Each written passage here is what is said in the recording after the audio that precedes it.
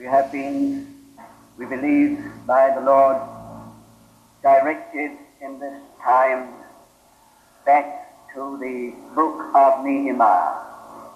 And so we continue in our consideration of its message, which is an all-time message, and as we feel, with a special underlining and emphasis for the time in which we are. We have seen in this book a microcosm of the purpose and the conflict of all time. This book, which goes under the name of this man Nehemiah, is but an historical representation of the one all-governing purpose of God in creation, in redemption, and in glory. Nehemiah is a very useful and helpful means of understanding not just a phase of history, but the whole Bible and all that the Bible is about. I'm quite sure you would all agree, if it could be stated in just a sentence or two, what this mighty volume, with its very, very many sides and parts, is all about. That would be helpful. If we could read our Bible in such a way that every part of it falls into line with just one thing, that would help us with our Bible quite a lot. And I can give you that key, or I can show you that in this little book we have the key, not only to the whole Bible, but to that before the Bible, and if there is an after the Bible, to that also. The one all-governing intention of God is to have his dwelling among men. That God would have a place where he can, in pleasure, dwell in his creation amongst men. That is the purpose for which he created this world, for which he created man, and it is in relation to that one purpose all the history that is recorded in this great book is a part. We have come to regard the Bible, and especially Christianity, as a matter of quite a number of things.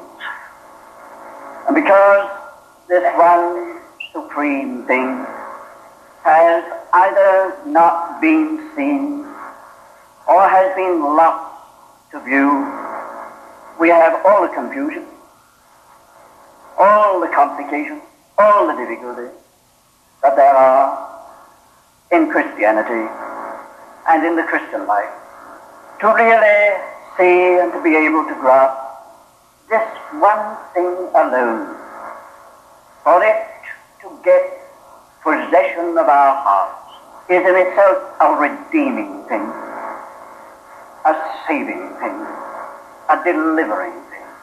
We, dear friends, must make it our very deliberate, applied business to reconsider and reconstitute our whole mentality as to God and his will in the light of this one thing.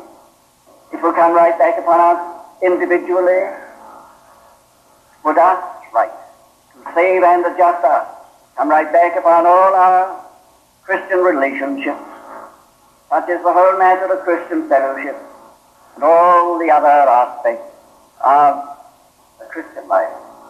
One thing, God may be there. God may be present. God may delight to be present, finding the conditions which satisfy his heart, so that it can be said, the Lord is there. Because that is one of his names, you know. The Lord is there. Well, as I have said, this is a book of Nehemiah, gathers up the whole Bible to itself on that one thing, and is a microcosm, on the one hand, in the first instance, of that age-long or timeless purpose of God. I bid you reread your Bible in the light of that one thing. On the other side, of course, there is that persistent and determined effort and purpose of contrary powers in this universe to frustrate and nullify that divine power. So that this book is a book of conflict, a book of assailing in many ways and many directions. It's a book of striving for God's purpose on one side and against it on the other. And I repeat, that also is the conflict not of Nehemiah and his people and his day, but of all time.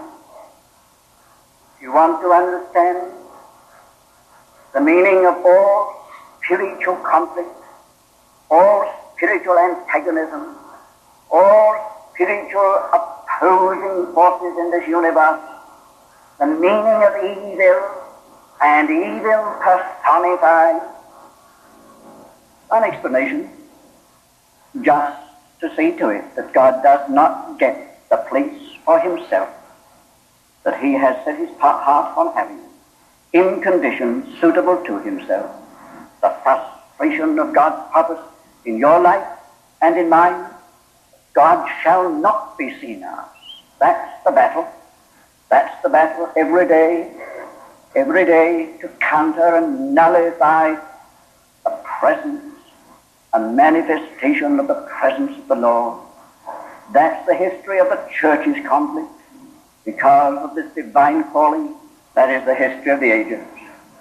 A purpose being countered, as far as all those myriads of evil forces are concerned, is peradventure the thing can be made nil and void. You can see then, those who have any acquaintance with this little book, that is what is gathered into its few pages. Now the realization of God's purpose is shown in this book, so true to principle, to be bound up with the spiritual state of God's own people. A people taken out of the nation in relation to this purpose, to be the people where God is, amongst whom the Lord is, where he may be found and known. In the historical, temporal, earthly representation, of course, that was Israel. But you look through Israel to the very much larger, the people taken out of the nations for the name of Christ. And I have said, the realization of this great purpose of God to have an abiding place, a dwelling in satisfaction and pleasure from which he need never depart, which he can give himself without reserve, wholly, completely. That is bound up with the spiritual condition of that people chosen for this purpose in the first instance. There is the sovereignty of God. He acts sovereignly and he will sovereignly reach his end. But strangely, and this is one of those paradoxes of which the Bible is full, even the sovereignty of God is linked with spiritual conditions. And this purpose of God is clearly seen in this book and everywhere to be just tied in with the spiritual state of the people chosen in the first instance for this purpose. Yes, it's a strange thing to say, and yet it is quite true, that even the infinite God, wisdom and power, has limited himself to the spiritual condition of his people. God is limited to and by the people of his purpose as to their spiritual state. And that, of course, raises a very, very big issue for us. We are called according to his purpose as we are, chosen in Christ Jesus before the foundation of the world, in relation to this great end, God may come and never depart, find his eternal dwelling place in glory and in pleasure, if we are called according to that purpose. And then the realization of it does so much depend upon our spiritual condition. And that, of course, is revealed so much, so fully in the history of Israel, in the way of type and representation, that it brings this whole matter of spiritual condition very much to the fore, doesn't it? You and I may limit the Lord. Individually, we may limit the Lord's purpose. We may, in that measure, hold up his purpose, put it back. Our assemblies may do that, limit the Lord, and postpone his purpose so far as they are concerned. And as it is true of the individual and of the companies here and there, it is, of course, fully true as to the whole church. The Lord waits for a condition, for the satisfying of his heart and providing him with his place. Well, we have seen how again and again, as in this book of Nehemiah, there was a condition which made it necessary for the Lord, for the time being, to suspend his operations.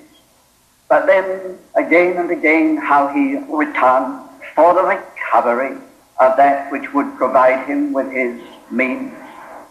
And this book of Nehemiah is just one of those activities of God in recovery.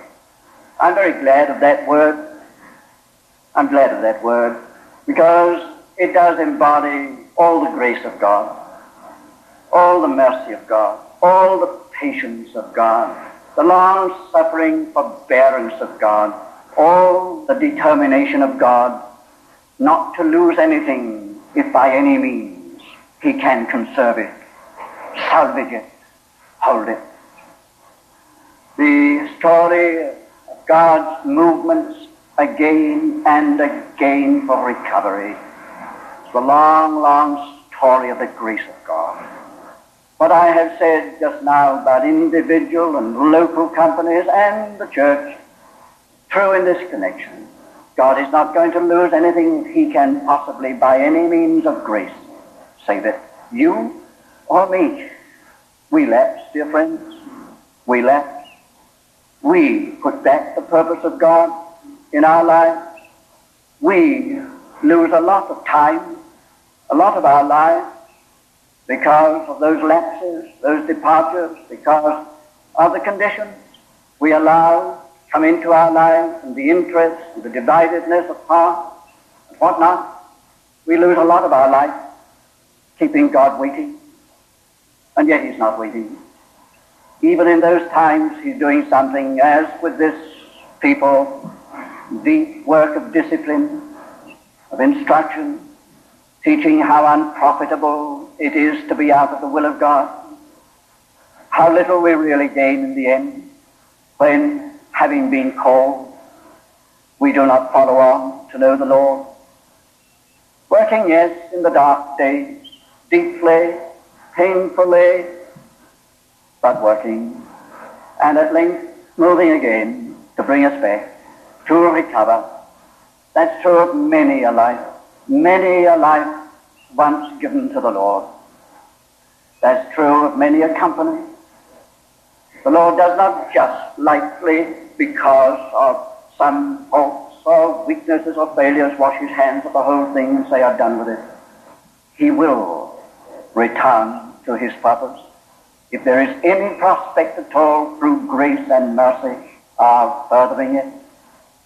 And so with his church, it will be like that. I thank God for the word recovery.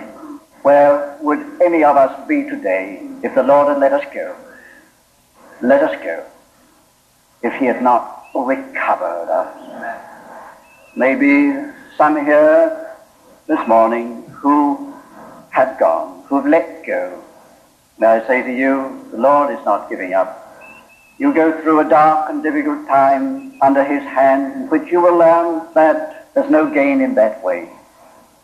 And he'll react again. Come back and seek to draw you back not only to himself, but to the purpose of your being called into fellowship with him. Well, here this little book is a monument of that recovering activity of the grace and mercy of God. And now my difficulty, and that clock is always the difficulty. There's so much to which that introduces us. It's quite impossible to say it all. But I want just to say, if possible this morning, a little about the identifying of the two main factors in this great matter. Firstly, the purpose, and then the power.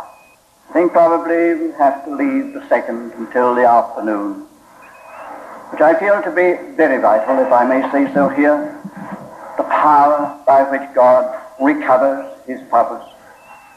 But just to identify the purpose itself, I have spoken in general terms of the purpose of God.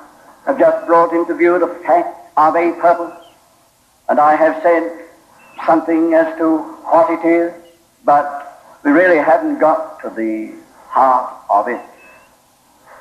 We just have to stand right back, both from this book and from the Bible as a whole, from all the forms, all the representations, all the figures, and all the things which are crowded into this volume, the Bible, and seek to see one all overshadowing reality. For these, after all, are only representations, pictures, figures, symbols, ways of speaking, ways of teaching.